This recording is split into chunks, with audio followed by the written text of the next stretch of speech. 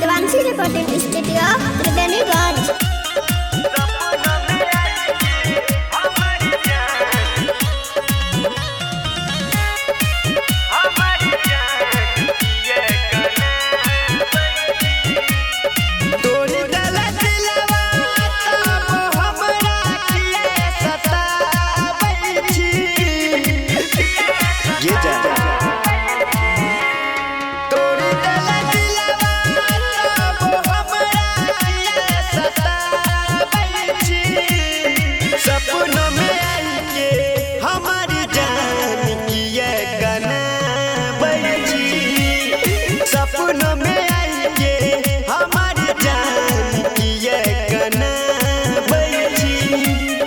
झूठा होके आंसू हमरा सोच में बहावै छी।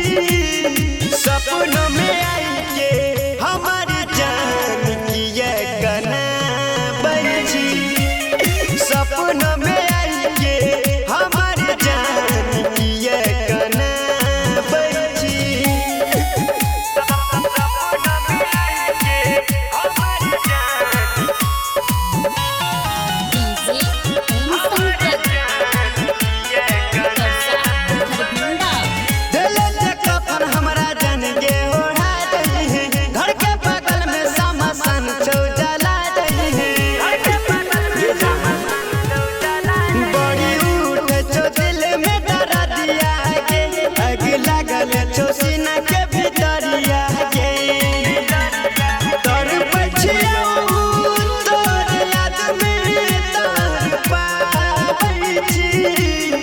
सपनों में आके हमर जान किए कनाबै छी।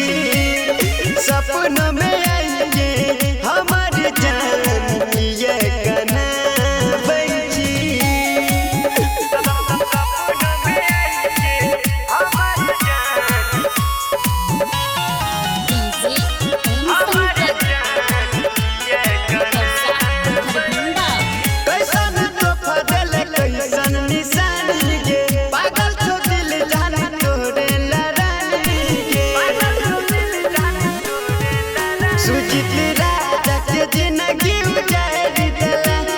सपना देखा के जान मार देला।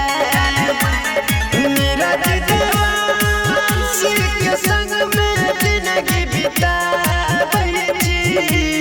सपनों में आके हमर जान किए कनाबै छी। सपनों में आके हमर जान किए कनाबै छी। Present by Neeraj Devansh Lataona.